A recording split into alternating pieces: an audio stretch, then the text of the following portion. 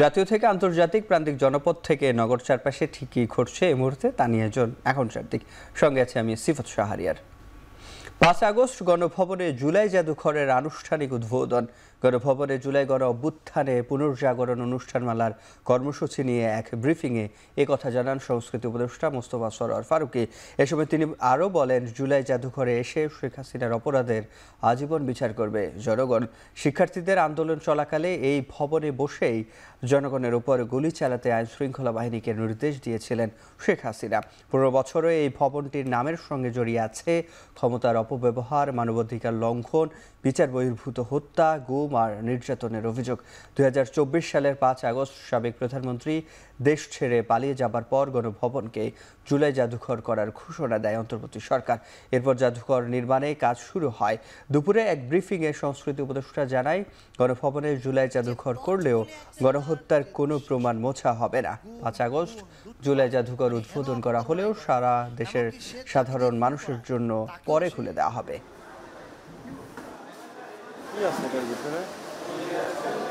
৫ August এটার এক ধরনের একটা আনুষ্ঠানিক উদ্বোধন হবে, তবে দর্শনার্থীদের ভিজিটের জন্য ওপেন করা হবে কিনা এটা নিশ্চিত না। এখান থেকে যা যা প্রমাণ প্রয়োজন সেই প্রমাণগুলো আমাদের সঙ্গে কোলাবোরেশনের ভিত্তিতে ক্রাইম ট্রাইব্যুনাল অলরেডি নিয়ে গেছে।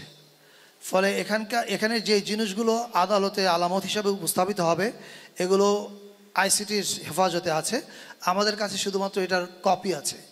যখন বিচার শেষ হয়ে যাবে তখন এটার অরিজিনাল কপি আমাদের কাছে আসবে। শেখ হাসিনা এবং তার গ্যাংয়ের অপরাধের বিচার তো আদালত করবেই, আর এই জাদুঘরটা হচ্ছে এদের অপরাধের আজীবনের বিচার। আমার মন্ত্রণালয় একটি সাইবার ইউনিট খুলছে এই মাসে, যেটাকে চালাবে আমাদের জুলাই কন্যাদের একটা টিম এটাকে চালাবে। কাজটা হচ্ছে দুটো, এটাকে ২৪ ঘন্টা আমরা মনিটর করব। যে ভাষা ব্যবহার হচ্ছে, যে অ্যাবিউজ ব্যবহার হচ্ছে, সেই জায়গাটিতে এগুলো কিন্তু ক্রিমিনাল কাজ। জুলাই গণ অভ্যুত্থানের শহীদদের স্মৃতি ধরে রাখতে নারায়ণগঞ্জ, সাভার ও চট্টগ্রাম সহ দেশের বিভিন্ন জেলায় নামফলক সহ স্মৃতিস্তম্ভ নির্মাণ করা হচ্ছে। বিকেলে নারায়ণগঞ্জের হাজীগঞ্জে জুলাই স্মৃতিস্তম্ভ উদ্বোধন করেন আইন উপদেষ্টা আসিফ নজরুল সহ অন্তর্বর্তী সরকারের ৫ উপদেষ্টা। উদ্বোধনী অনুষ্ঠানে স্থানীয় প্রশাসন ও রাজনৈতিক দলের নেতাকর্মী সহ নানা শ্রেণী পেশার মানুষ উপস্থিত ছিলেন।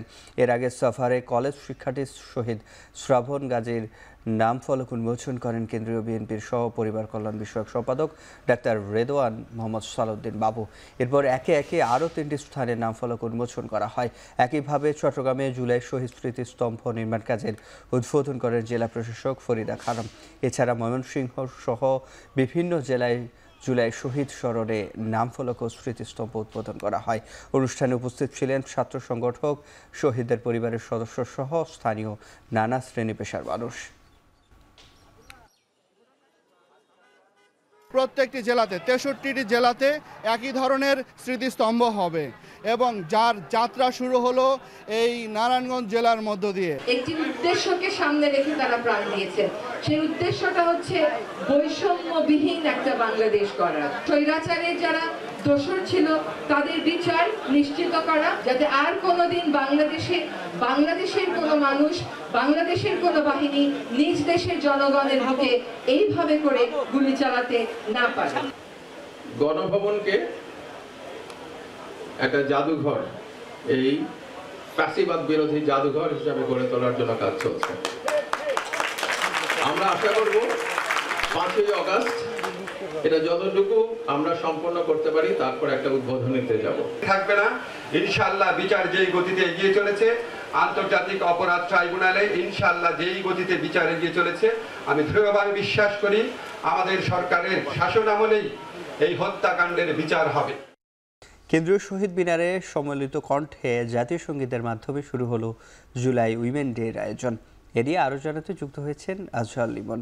লিমন, জুলাই উইমেন ডে ঘিরে আয়োজনের বিস্তারিত জানান আমাদের।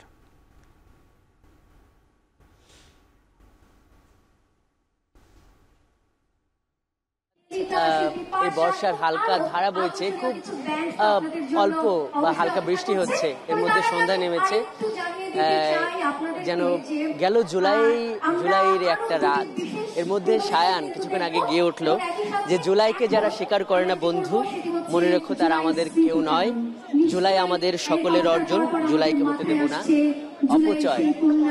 সায়ানের পরে নারীর অধিকার, ক্ষমতায়ন, প্যালেস্টাইনের জন্য গান গাইলো, যে আল-আকসার সংগ্রাম বাংলাদেশে জুলাইয়ের রং তৈরি করেছিল, রক্তের রং, এবং সবশেষ কিন্তু সে বলল তার গানে যে দেশ কারো বাপের নয়, যেই কথাগুলো জুলাইয়ে এই আমাদের মেয়েরা, আমাদের ছাত্র বা আমাদের যে ছাত্র জনতা তারা কিন্তু বলেছিল যে এই কথায় কথায় বাংলা ছাড়, বাংলা কি তোর বাপদাদার, সেই যে স্মরণ, সে তারই নানান আয়োজন এখানে চলছে।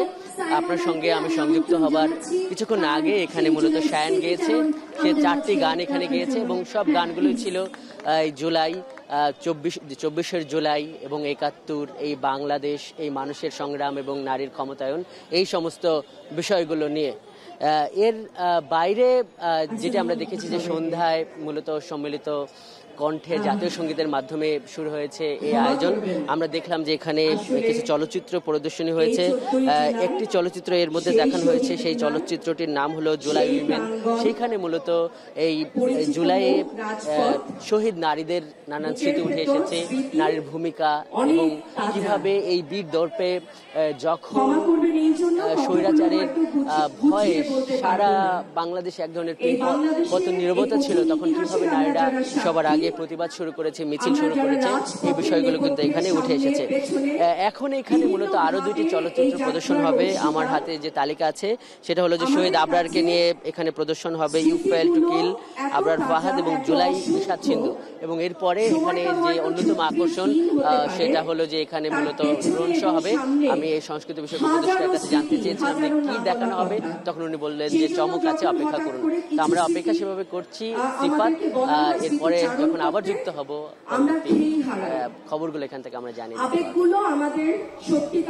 জুলাই উইমেন ডে ঘিরে আয়োজনে সবশেষ জানাচ্ছিলেন সহকর্মী আজহার লিমন। বিএনপির বিরুদ্ধে অপপ্রচার ও মিটফোর্ডে ব্যবসায়ী হত্যার প্রতিবাদে বিক্ষোভ সমাবেশে দলটির শীর্ষ নেতারা অভিযোগ করেছেন ক্যাম্পাসগুলোতে অস্থিতিশীলতা সৃষ্টির চেষ্টা করছে একটি চক্র। মিটফোর্ডের ঘটনায় বিএনপির উপর দায় চাপিয়ে তারা ফায়দা লুটতে চায় বলে অভিযোগ তাদের। বিকেলে রাজধানীর নয়াপল্টনে বিএনপির ভারপ্রাপ্ত চেয়ারম্যান তারেক রহমানের বিরুদ্ধে অপপ্রচারের প্রতিবাদে ঢাকা মহানগর উত্তর দক্ষিণ বিএনপির সমাবেশে এসব কথা বলেন বিএনপির নেতারা। তার আগে বিক্ষোভ মিছিল করে নেতাকর্মীরা। সমাবেশে দলটির স্থায়ী কমিটির সদস্য মির্জা আব্বাস বলেন, হত্যাকাণ্ডের সাথে জড়িতদের এনসিপি নেতাদেরও যৌথ ছবি আছে।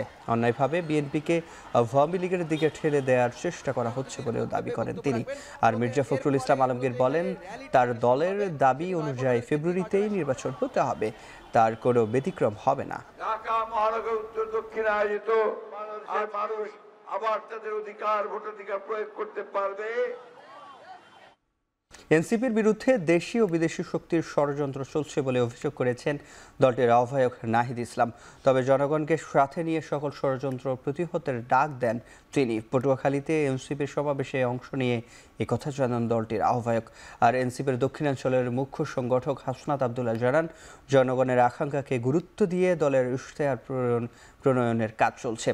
এর আগে দুপুরে পটুয়াখালী সার্কিট হাউস চত্বর থেকে শুরু হয় পদযাত্রা। জেলা শহরের বিভিন্ন গুরুত্বপূর্ণ সড়ক ঘুরে সার্কিট হাউস চত্বরে গিয়ে শেষ হয়। পরে সমাবেশে অংশ নেন তারা। ঘোষণা আসে 3 আগস্টের ঢাকার সমাবেশ থেকে জুলাই ঘোষণাপত্র ও জুলাই সনদ আদায় করে নেয়ার। পরে বরগুনার পদযাত্রা ও সমাবেশ অনুষ্ঠিত হয়। মাসব্যাপী কর্মসূচিতে মঙ্গলবার ভোলা ও বরিশাল পদযাত্রায় অংশ নেবেন দলটির শীর্ষ নেতারা।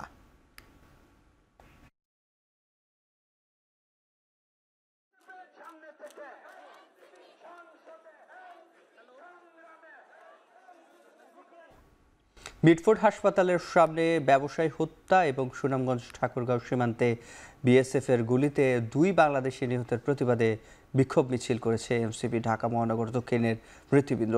এ বিষয়ে আরও জানাতে সরাসরি যুক্ত হচ্ছেন সহকর্মী শাহিনুল ইসলাম সাগর। নেতাকর্মীদের দাবি কি, আপনার এখানের যে বিস্তারিত সেটি জানাবেন।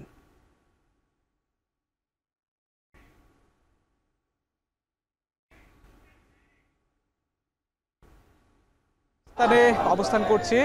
এখানে জাতীয় নাগরিক পার্টি ঢাকা মহানগর দক্ষিণে যে নেতৃবৃন্দ আছে তারা একটি বিক্ষোভ মিছিলের আয়োজন করেছেন এবং সেই বিক্ষোভ মিছিলের পূর্বে তারা গণমাধ্যমের সঙ্গে কথা বলেছেন, তারা দাঁড়িয়ে স্লোগান দিয়েছেন, বক্তব্য রেখেছেন। জায়গাতে তারা তুলে ধরেছেন যে সাম্প্রতিক সময়ে রাজধানীর মিটফোর্ড হাসপাতালের সামনে যে একটি হত্যাকাণ্ড হয়েছে, পিটিয়ে মারা যেটা হয়েছে, সেটির প্রতিবাদে কিন্তু তারা আজকে বিক্ষোভ মিছিলের ডাক দিয়েছেন। আরেকটি ইস্যু ছিল, সেটি হচ্ছে যে গত 2 দিন আগে আমরা দেখেছি যে সুনামগঞ্জ সীমান্তে একজন বিএসএফের গুলিতে যে একজনের হত্যাকাণ্ড হয়েছে, পাশের জেলা আরেকটি জায়গাতে একই রকমের ঘটনা ঘটেছে। সেগুলোর প্রতিবাদে কিন্তু এখানকার যারা নেতৃবৃন্দ আছেন তারা বিক্ষোভের তারা প্রতিবাদ করেছেন বিক্ষোভ জানিয়ে।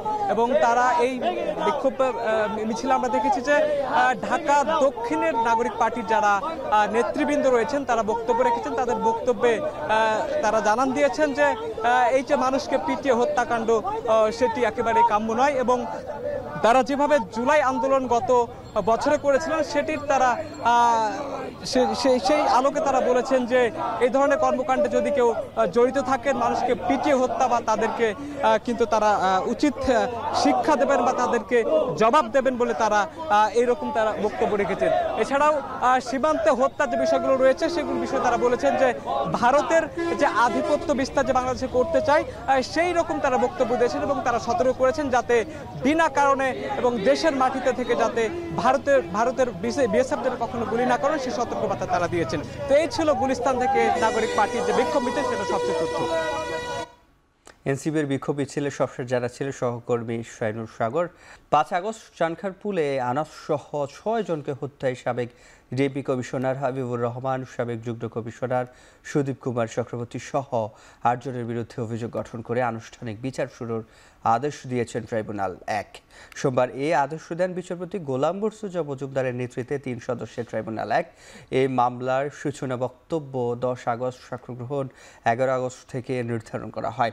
এদিন রামপুরার কার্নিশে ঝুলে থাকা আমির হোসেনকে গুলি ও মিরপুরের জাহাজ বাড়িতে জঙ্গি সাজিয়ে 9 জনকে হত্যার মামলায় 14 সেপ্টেম্বর ও সাভারের সাহাবুল ইয়ামিন সহ 22 জনকে হত্যার ঘটনায় 12 আগস্ট তদন্ত প্রতিবেদন দাখিলের নির্দেশ দিয়েছেন ট্রাইব্যুনাল।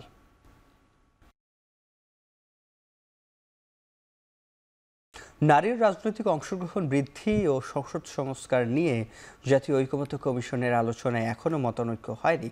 নারী আসনে সরাসরি ভোটে নির্বাচন ও দ্বিকক্ষ বিশিষ্ট সংসদ গঠন, এই 2 বিষয়ে দলগুলোর অবস্থান পরিষ্কার হলেও ঐকমত্যে পৌঁছানো যায়নি এখনও। সোমবার রাজধানীর ফরেন সার্ভিস একাডেমিতে রাজনৈতিক দলগুলোর সাথে জাতীয় ঐকমত্য কমিশনের 2য় দফার 13তম দিনের সংলাপে এসব আলোচনা হয়। কমিশনের প্রস্তাবে ছিল সংরক্ষিত 50 আসন তুলে সরাসরি ভোটে 100 নারী সদস্য নির্বাচন ও 33% নারী প্রার্থী মনোনয়ন বাধ্যতামূলক করা হয়। তবে বাম দল, এনসিপি ও জামায়াত সংরক্ষিত আসন রাখার পক্ষে, আর বিএনপি সরাসরি ভোটে 100 নারী আসনের পক্ষে থাকলেও সংরক্ষিত পদ্ধতি বহাল রাখার মত দেয়।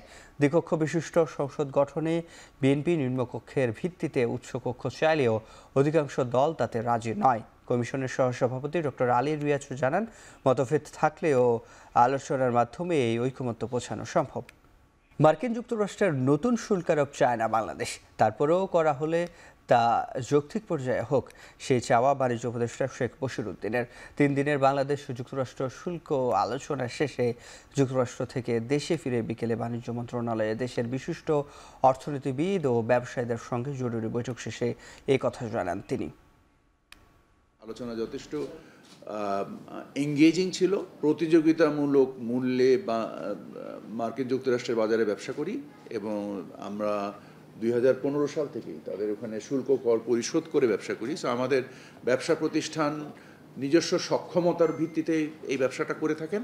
আমরা আশা করি আমাদের সক্ষমতা দিয়ে এবং যদি তুলনামূলকভাবে আমাদের সাথে কোনো বৈষম্যমূলক অবস্থান না তৈরি হয়, আমাদের ব্যবসায়িক প্রতিষ্ঠানগুলো সফলতার সাথে ব্যবসা করে যাবে।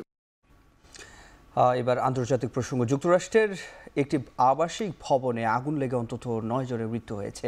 আগুনে দগ্ধ হয়ে হাসপাতালে ভর্তি হয়েছেন আরও প্রায় 30 জন। ভেতরে আটকা পড়া অনেক বাসিন্দাকে জানালা ভেঙে উদ্ধার করা হয়েছে। ভবনটির ভেতরে অন্তত 70 জন ছিলেন বলে জানা গেছে। স্থানীয় রোববার রাত 10টার দিকে লাগা এই আগুন অর্ধশতাধিক দমকল কর্মীর প্রচেষ্টায় স্থানীয় নিয়ন্ত্রণে আসে সোমবার সকালের দিকে। এ সময় ভবনটির ভেতরে থেকে বেশ কয়েকজনকে উদ্ধার করা হয়।